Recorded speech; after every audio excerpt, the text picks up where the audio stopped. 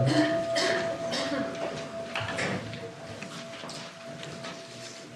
morning. On behalf of the Fellowship Board, I want to welcome everyone gathered here and online, whether it's your first time here or you've been coming for decades. We're delighted that you're here. Now, the best way for newcomers to get more information is to sign our virtual guest book, either on the QR code that's in your program or out at the welcome table in the fireside room. Feel free to stick around for coffee and conversation after the service. And online folks, you too have an opportunity for conversation after service. Just stay in the Zoom room. Now, announcements. There's a whole page of them. And I did not bring my glasses, so. Everyone is invited to join us for today's solstice celebration up at the Ozzie Farm. It'll include a casual potluck starting around noon, a bonfire, and a ceremony at 3 o'clock. And now it's a bit of a drive up there, so if you're going, keep in mind that you'll probably need to leave fairly soon after the service. More information and a map are in last Friday's email. We'll have 2 Christmas Eve services this week. One that's online only at 4, and then an on-site service at 5 in the fireside room. So join us for our UU perspective on Christmas. Now, the fellowship office will be closed Christmas Eve through January 2nd. If you'd like to make a year-end financial gift, please see the article in the latest weekly email for your deadlines, and we will see you next year. Now, the Sunday shift is coming up, starting with the first Sunday of 2026.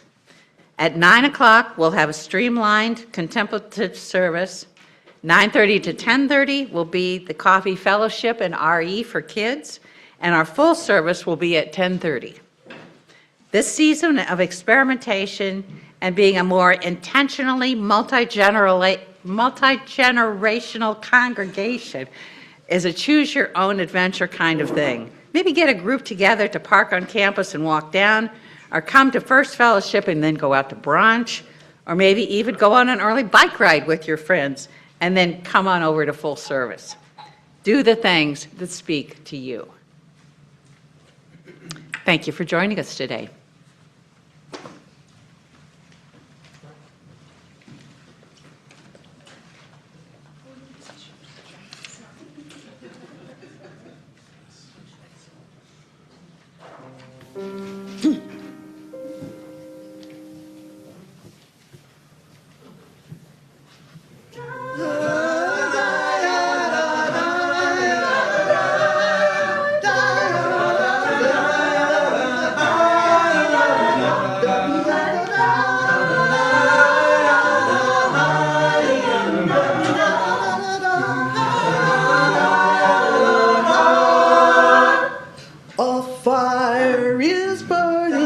The cold night draws near. All who need comfort are welcome by here. We'll dance neath the stars and toast the past year. For the spirit of solstice is still living here.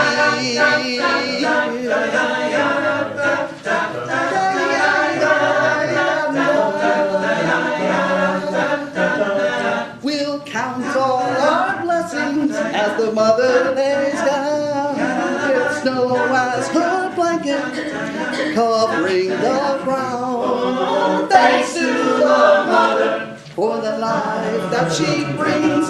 She'll awaken to warm us again in the spring. Oh, count all your blessings for the cold will pass. Oh, share the harvest, and the sun will shine again. The poor, the hungry, the sick, and the lost. These are our children, no matter the cost. All near the flower, and our harvest will share. For the spirit of solstice is still living there. Count all your blessings for the cold will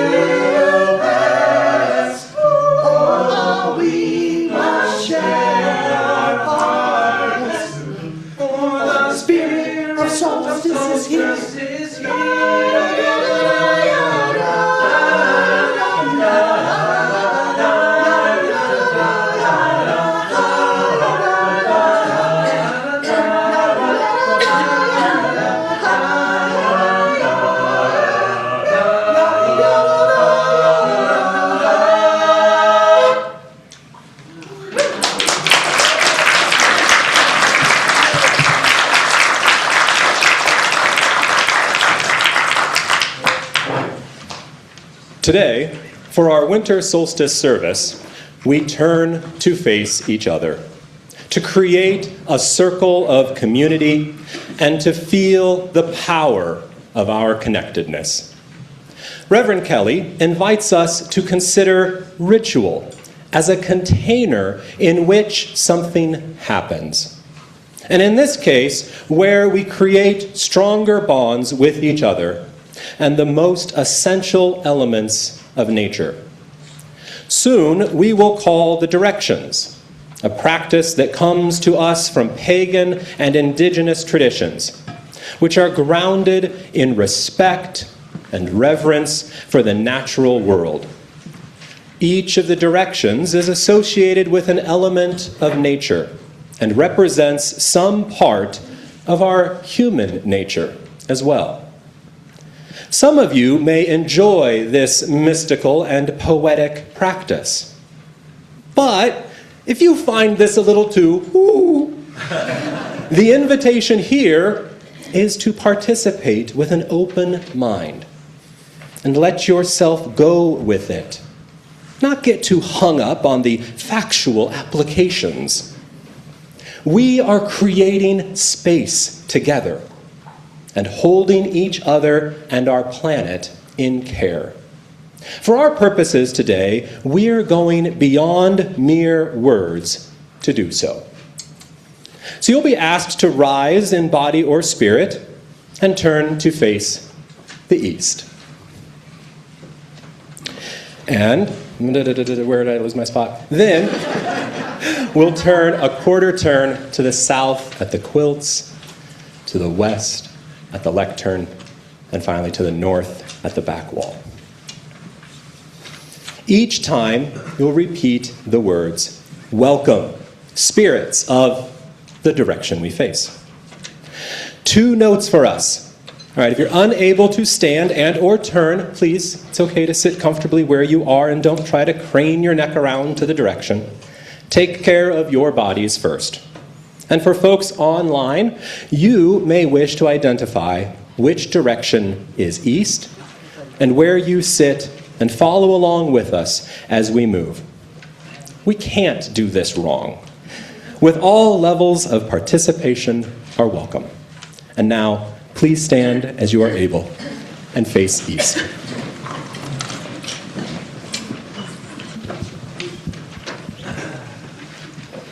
Spirits of the East, we welcome your light of the morning, the air of springtime, the breath of inspiration. Imbue us with energy for the community of all living things of which we are a part. Welcome, spirits of the East. Welcome, spirits of the East. Spirits of the South, we welcome your bright light of noonday sun, the heat of summer, the fire of creativity. Imbue in us the passion for our planet and for each other. Welcome, spirits of the South. Welcome, spirits of the South.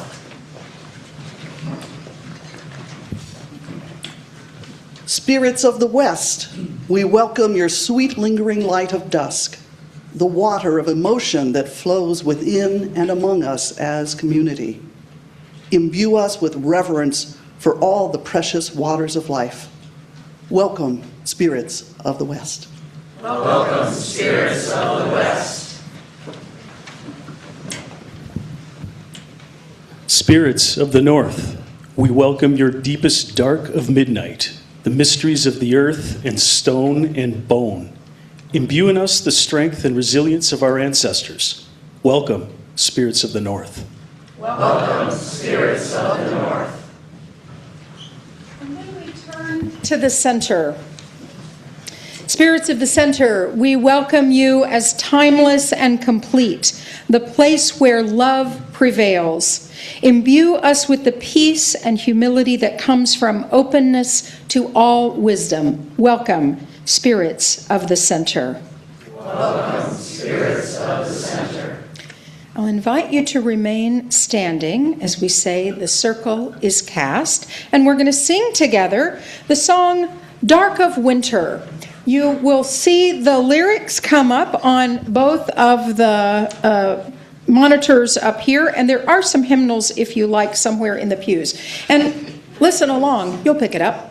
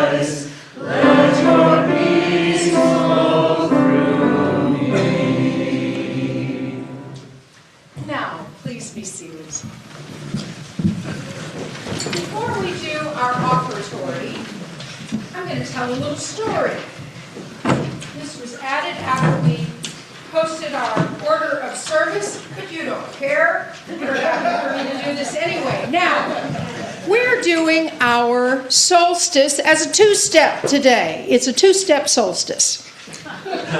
Not just because I'm from Texas and I have a row full of Texans here. Happy to have them. But because this is the morning session and this afternoon, folks are going out to the Ossie farm for an afternoon bonfire and snacks. You got potluck. You got the wood all ready for that fire? All right. And we're going to sing a chant later that you'll be singing this afternoon, and you're going to hear this story again. So pay attention, because you may get to help tell it this afternoon as you go out there. This story is by Starhawk, and it's called The Rebirth of the Sun. Dan, hold this while I turn the page. Hand ready there. Circle round. And I'll tell you a story about when the sun was born again. It was the middle of winter, and the sun had grown very, very old. All year long, the sun had worked hard, rising and setting day after day. All year long, the sun had fed everybody on the earth, sunning and shining and giving energy to the trees and the flowers and the grasses so they could grow and feed the animals and the birds and the insects and the people.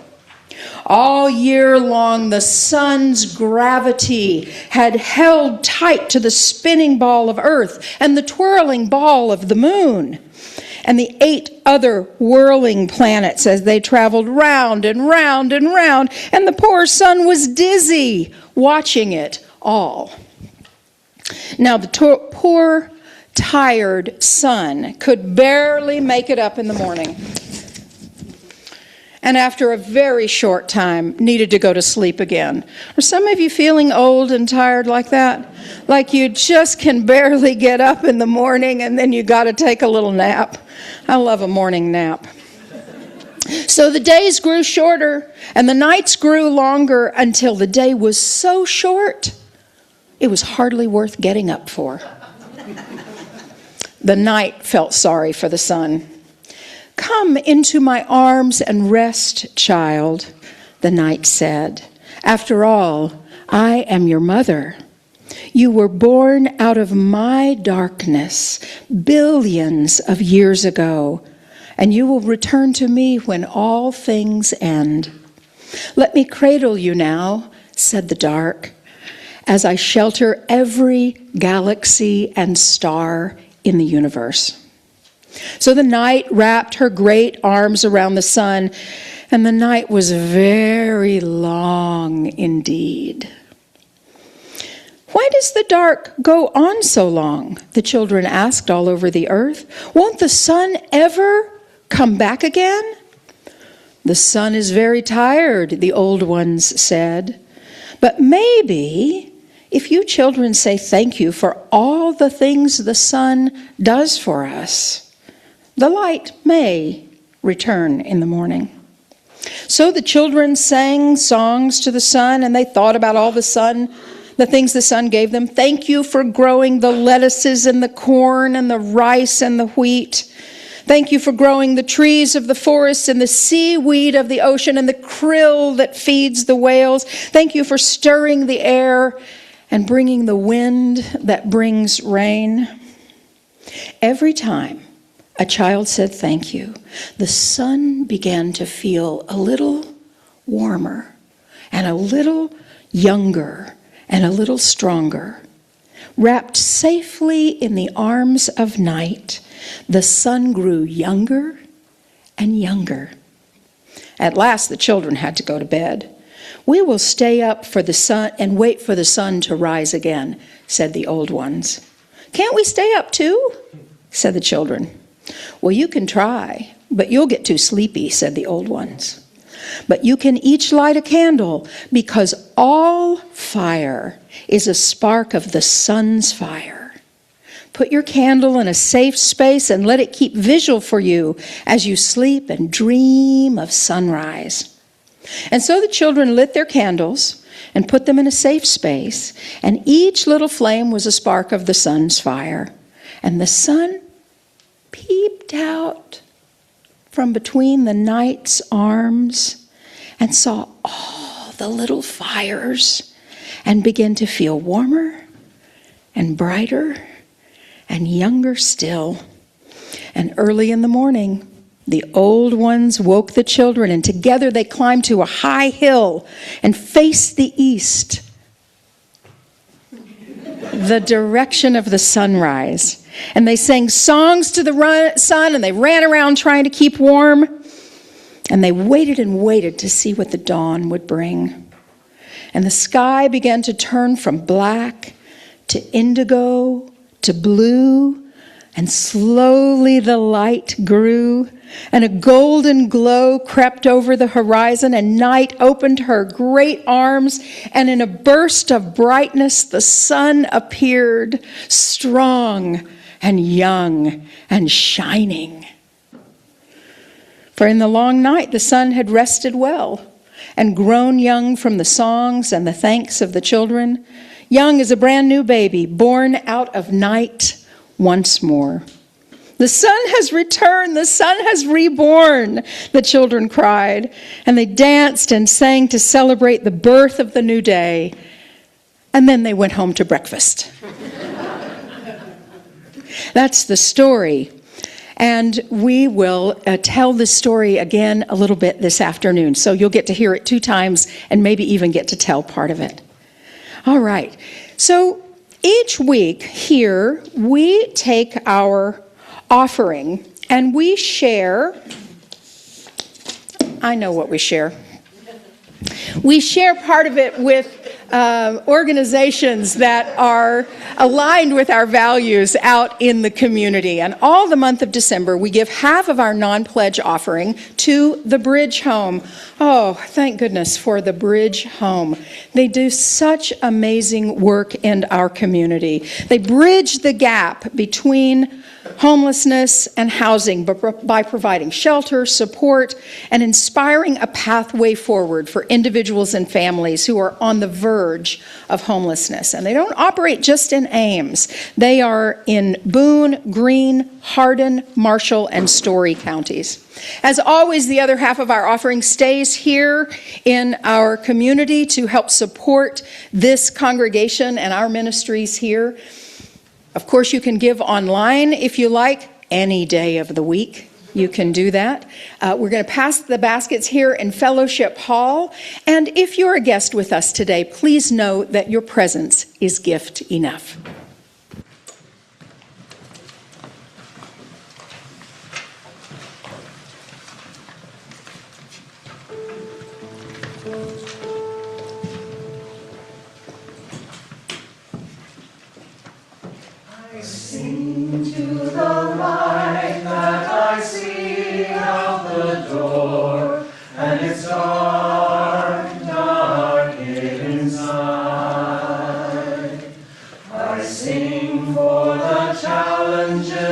path has in store, and it's dark, dark inside. For the darkness takes courage, the darkness takes time. Living in the darkness brings a different state of mind. The darkness knows healing, the darkness knows change. Oh, Mother Darkness, I return to you again. I sing for the patience to learn how to spin, and it's dark, dark inside. I seem to remember that still small voice within, and it's dark, dark inside. Oh, the darkness takes courage, the darkness takes time. Living in the darkness brings a different state of mind. The darkness knows healing, the darkness knows change. Oh, Mother Darkness, I return to you again. I sing to the void that embraced me with love, and it's dark, dark inside. The love that enfolds me below and above, and it's dark, dark inside. Oh, the darkness takes courage, the darkness takes time. Living in the darkness brings a different state of mind. The darkness knows healing, the darkness knows change. Oh, Mother Darkness, I return to you again.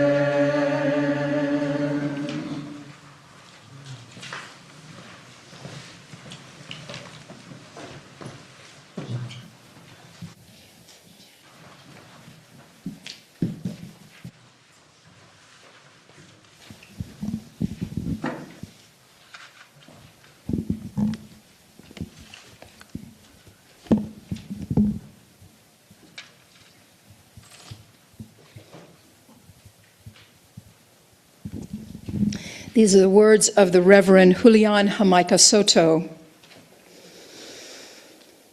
In this community, we hold hope close. We don't always know what comes next, but that cannot dissuade us. We don't always know just what to do, but that will not mean that we are lost in the wilderness. We rely on the certainty beneath the foundation of our values and our ethics. We are the people who return to love like a North Star and to the truth that we are greater together than we are alone. Our hope does not live in some glimmer of an indistinct future. Rather, we know the way of the world of which we dream, and by covenant and by the movement forward of one right action after another, and the next, we know that one day we will, by hope, arrive at home. We take time when we gather to share our joys and our sorrows, remembering that our joys are expanded and our burdens are lessened by sharing them together, that we truly find hope in community and the way forward. We just learned this morning that Linda Merkin's husband, Jim Noland, who had been ill for quite a long time, died last night. We hold Linda closely in this tender time of year. And we'll let you know what arrangements are made for a memorial service.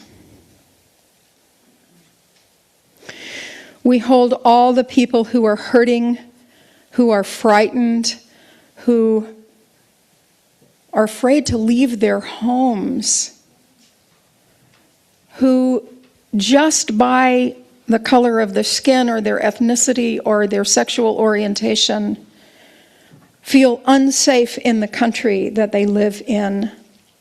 We know it is not okay. We know it is not okay. And it is a heavy burden that we carry together for our hearts to be so heavy.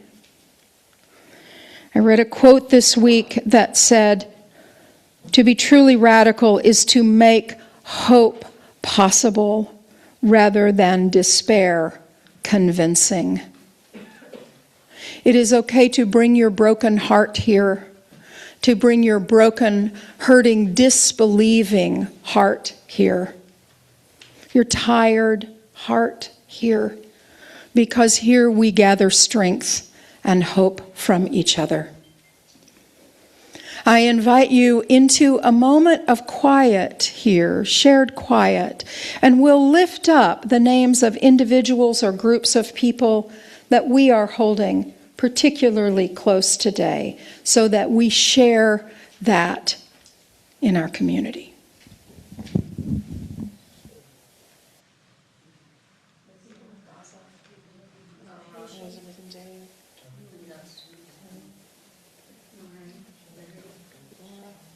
Mary Margaret.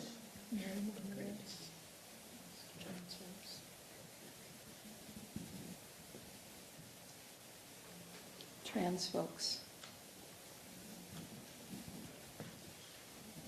Our Somali neighbors.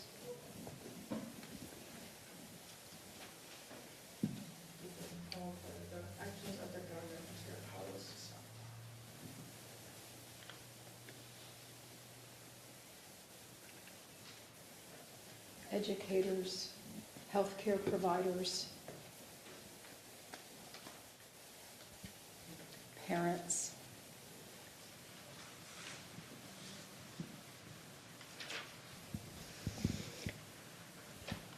Sometimes we feel our hearts cannot hold it all, and in fact we can, because we hold it together. Let's sing.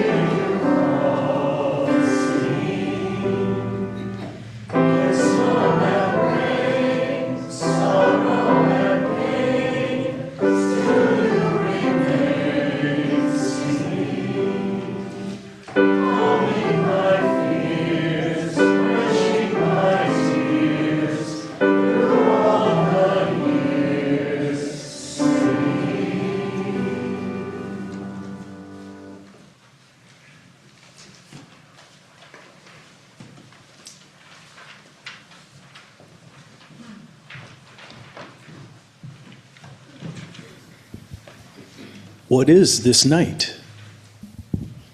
It is the night of the midwinter solstice. What is the meaning of this night? It is the peak of power. What is the element that rules this night? Tonight, the darkness reaches the limit of its power over light. After this night of power, what is the element that will wane? From this night forward, the darkness will wane and the light will grow. How do we recognize ourselves on this night? We greet the moon and the glory in the darkness. Who helps us? Our goddess helps us. What is our goddess? She is the cold of space, the lightless womb of creation, the deepest abyss. Who is our goddess? She is the virgin of light, the crone of darkness, the mother of time. Where is our goddess? She is in our hearts in all seasons of the turning year. Who is our goddess? Behold, she is ourselves.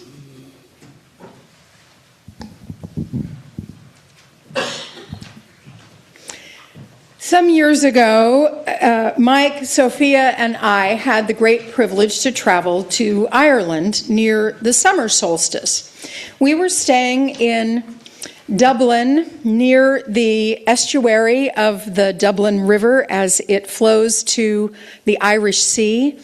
And late at night, you could go out and there was good light. Even 11 o'clock at night, there was good light. Oh, the sun was strong in that time of year. It's really quite something. And we went to a UNESCO heritage site known as Newgrange. In the Celtic language, it's Brunaboyne. Brunaboyne. Get that good rolled R in there for Brunaboyne. Sophia, do you remember sitting on that green expanse, looking down at the river?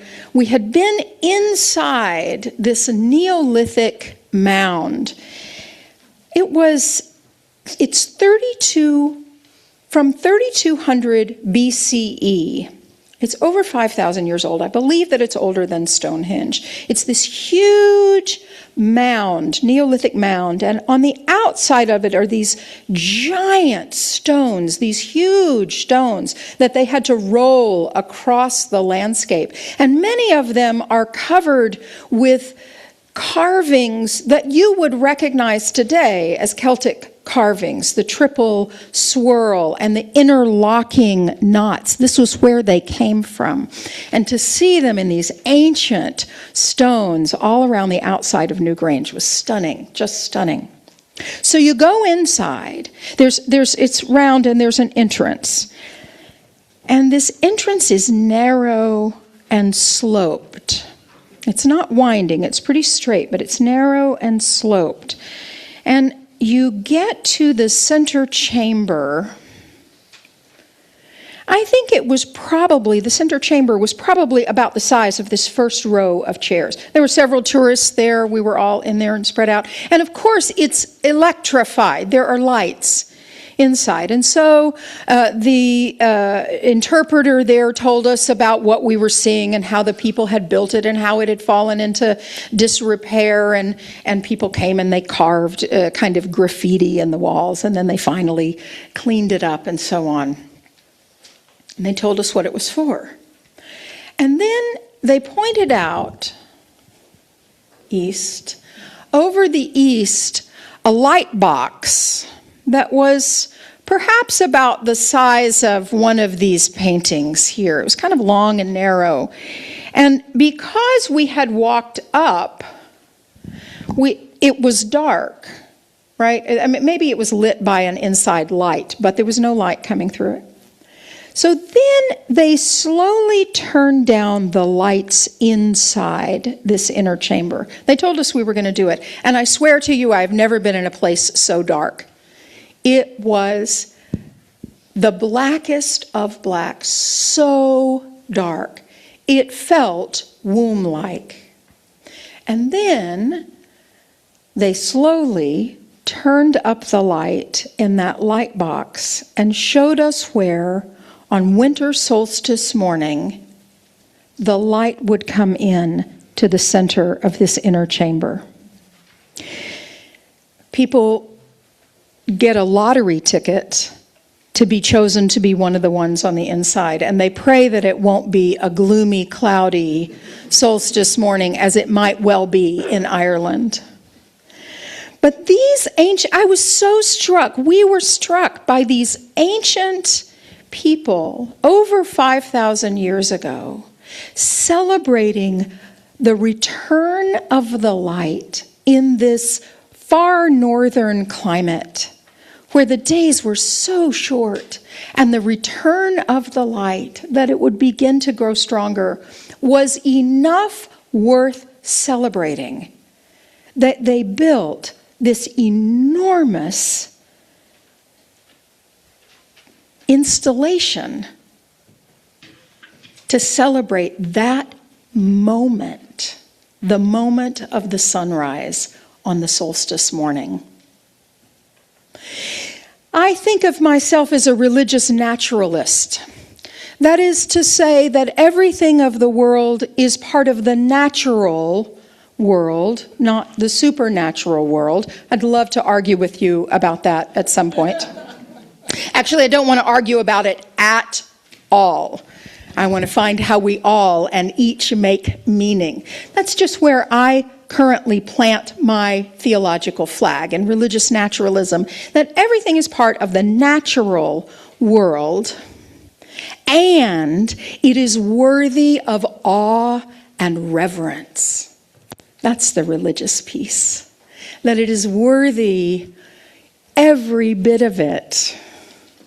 Even the parts I don't like of the natural world, and boy, there are some parts I don't like. It is all worthy of our awe and reverence.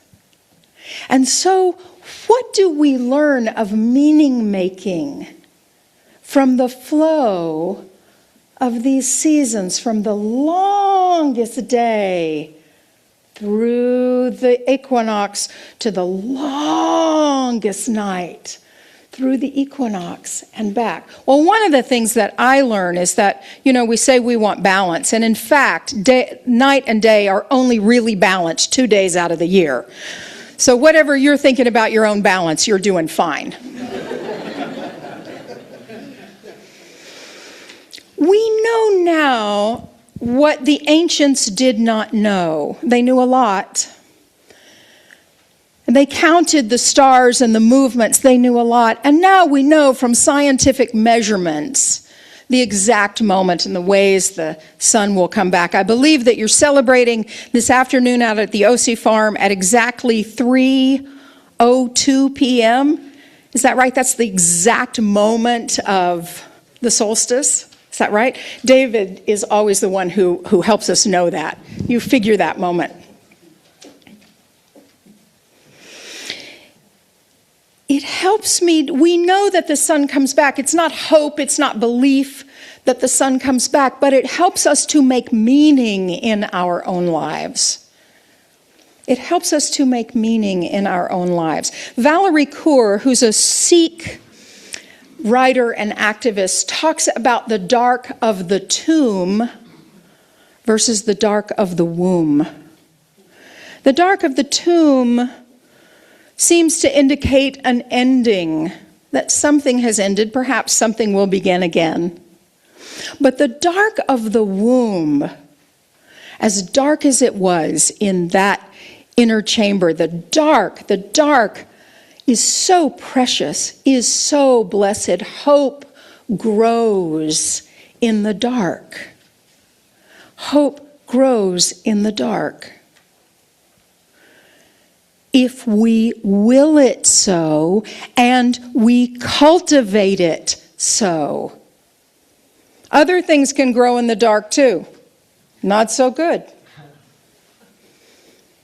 You know what they say about if you're a mushroom at work? You're in the dark and they feed you not good stuff, right?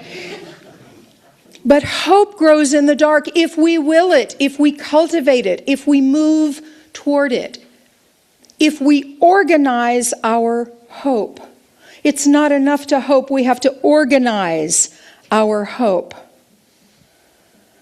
We have to work to make hope possible rather than despair convincing. It is so easy for despair to be convincing. It is a spiritual practice to be in the dark, to take your lottery ticket, to gather with each other in the dark and wait for that moment of the sunrise because you have organized yourself in such a way.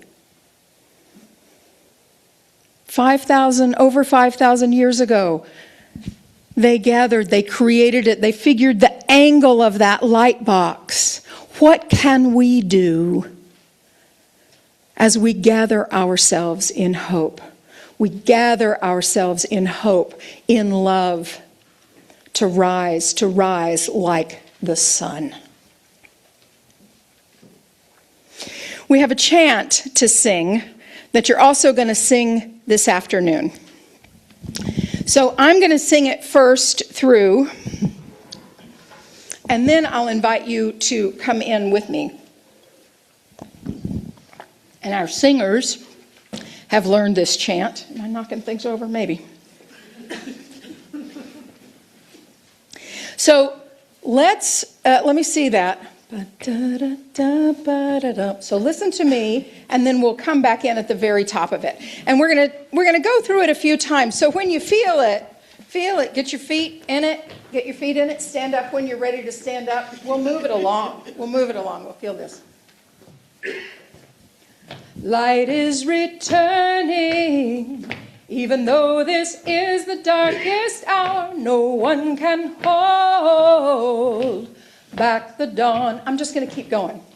Let's keep it burning. Let's keep the light of hope alive. Make safe our journey through the storm.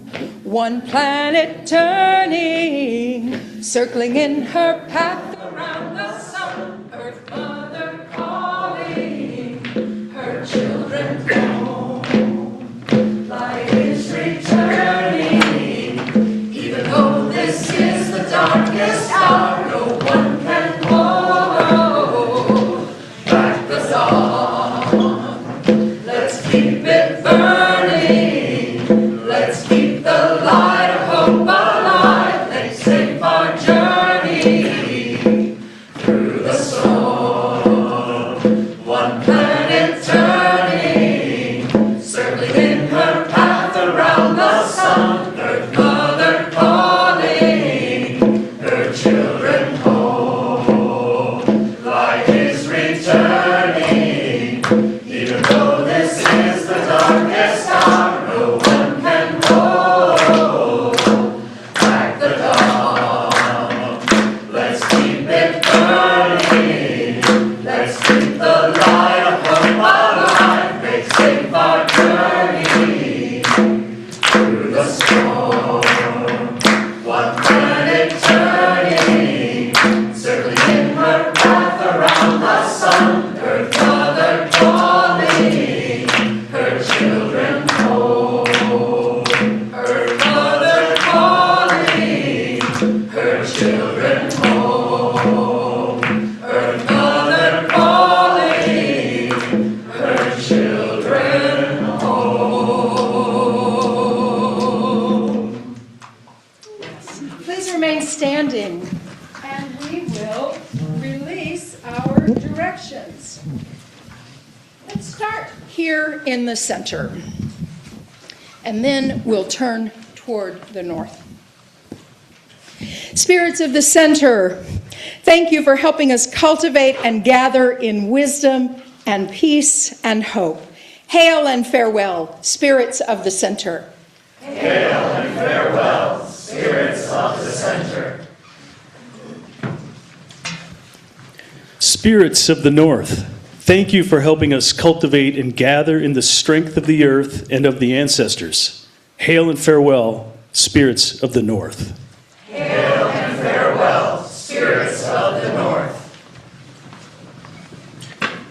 Spirits of the West, thank you for helping us cultivate and gather in reverence for the waters of life. Hail and farewell, spirits of the West. Hail and farewell, spirits of the West. Spirits of the South, thank you for helping us cultivate and gather in the fire of passion for our planet. Hail and farewell, spirits of the South. Hail and farewell, spirits of the South. Spirits of the East, thank you for helping us cultivate and gather in inspiration and energy to protect all living things. Hail and farewell, spirits of the East. Hail and farewell, spirits of the The circle is open but unbroken. Merry meet and merry part and merry meet again. Please be seated. As always, we end our service with gratitude, so much gratitude. Let's see if I can remember everybody who to be thanked. Our tech team, Stephanie and Melissa and Klaus, you're back there. Glad to have you back there this morning. Peggy, thank you so much for music, and Karen for the drum. Thank you. For our directions and our singers, for Amy, for Craig, for Meredith, for Dan, for David. We have another singer. Deb. Thank you, Deb. Wonderful. For Ben, our facilitator. Was there another clicker today? Amy, thank you. Our wonderful Sunday services team. It takes so many people to bring Sunday morning together, and it is such a great joy to get to create something new every single time. Mom, I'll just call you out for a minute. As a retired Episcopal deacon, and y'all take it out of the prayer book, beautiful the way you do it this time of the year, and she says we make it up from whole cloth every time, and she's right. So we're very, very grateful for all the coffee servers and ushers and treat bringers and cleanup crew and everyone who participates to bring it together. Much gratitude over the course of this year. And the OCs! And David Brenner and Liz Rorit, who will be out there today. So have a wonderful time. Blessings, blessings on your solstice. A happy solstice to you. May the sun bring you love and hope and peace and joy. And may you also cultivate the blessings of the dark. Blessed be, amen, and go in peace.